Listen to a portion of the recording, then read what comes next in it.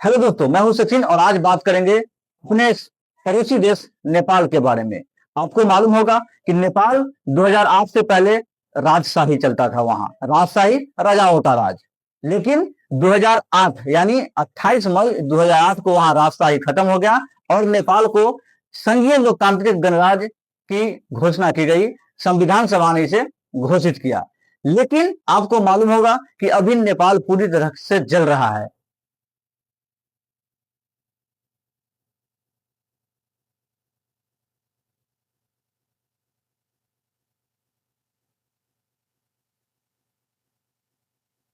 7 राज्य सहित 77 जिला नेपाल का जल रहा है। और जलने का कारण क्या है, इसके पीछे की मैं आपको कहानी बताता हूं।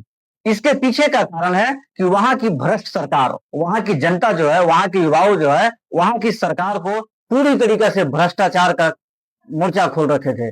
भ्रष्टाचार के बारे में सोशल मीडिया साइट से जनताओं को, युवाओं को बताते थे कि यहाँ की जो सरकार है, वहां के भाई वर्तमान जो प्रधानमंत्री थे वहां के पी शर्मा ओली जी थे, उसके भ्रष्टाचार के खिलाफ जो है एक मोर्चा खोल रखा था वहां का युवाओं। इसी कारण जो है वहां पर सोशल साइट को ही बैन कर दिया गया। क्यों? क्योंकि सोशल साइट अगर बैन हो जाएगा तो सरकार की तानाशाही बहुत अच्छे से चलेगी और उसके खिलाफ कोई बोलने वाला कोई साइड ही नहीं रहेगा, न ही वो बोलेगा न जनता तक पहुंचेगा। और इसी आक्रोश के कारण जो है वहां का युवाओं ने इस तरीके का मोर्चा खोल रखा। लेकिन सरकार को मालूम होना चाहिए, सत्ता को मालूम होना चाहिए कि जिस ओर जवानी चलती है उस ओर जमाना चलता है। तो मैं आप सभी को बता दूं कि इसी कारण जो है आज पूरे नेपाल पूरी तरीके से जल रहा है। चाहे वहां का संसद भवन हो या फिर सुप्रीम कोर्ट हो, यानी पूरी तरीके से नेपाल जल रहा है। अब ये जल रहा है, लेकिन सवाल यहाँ यह है कि वहां के सरकार यानी जो के पी शर्मा ओली जी थे, उनको भी देश छोड़ करके भागना पड़ा। किस तरीके से भाग रहे हैं वो आप देखिए।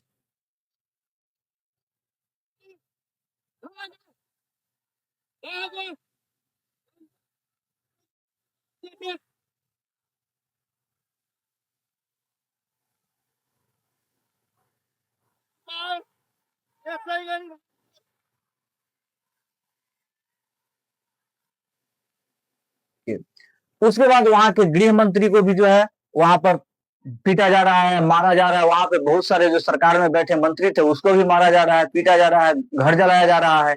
लेकिन अब सवाल यहाँ यह उठता है कि अगर सरकार को ही मार रही है जनता, या फिर जेनजी जो है वहां के सरकार के खिलाफ ही मोर्चा खोल रखी है, तो वहां फिर सत्ता संभालेगा कौन? सवाल यहाँ पे है। सत्ता संभालने के लिए जो युवाओं के एक आइकॉन है, जो युवाओं के प्रति घूम घूम करके सोशल मीडिया साइट से युवाओं को एक अच्छी बनाई है, और उस व्यक्ति का जो नाम है सुदन गुरुंग। सुदन गुरुंग बहुत कम एज है उनका, लगभग 35-36 के हैं वो। लेकिन युवाओं में एक गजब ही वो जो है पूरे तरीका से जो है युवाओं को एक जोश भर दिए हैं। और उन्हीं के पीछे सारा युवा जो है पूरे नेपाल को मोर्चा खोल के रखा हुआ है। उसके बीच एक और भी जो एक नाम उभर करके आया है बालेंद्र शाह का, जो अभी वर्तमान में काठमांडू के मेयर हैं। और युवाओं में एक गजब ही उनकी पहचान है। पहले इंजीनियर थे वो, फिर रैपर थे और म्यूजिक लाइन से वो आए। लेकिन युवाओं के प्रति उनका जो सम्मान है, या फिर युवा उनको प्रधानमंत्री के रूप में देखना चाहती है, यह युवाओं की मांग है। जुल्मी जब जब जुल्म करेगा, सत्ता की गलियारों में चप्पा चप्पा गूंज उठेगा इनकलाब के नारों में। लेकिन यहाँ पर सवाल है उन सभी साथियों से जो वहां पर इस तरीके का प्रदर्शन कर रहे हैं। सरकार के खिलाफ मोर्चा खोलना या फिर विरोध प्रदर्शन करना जायज है, लेकिन विरोध प्रदर्शन में ही अपने राष्ट्रीय धरोहर को तोड़ना, फोड़ना, जलाना, कितना समय लगता होगा जो चीज जल गया या फिर टूट गया उसको बनाने में।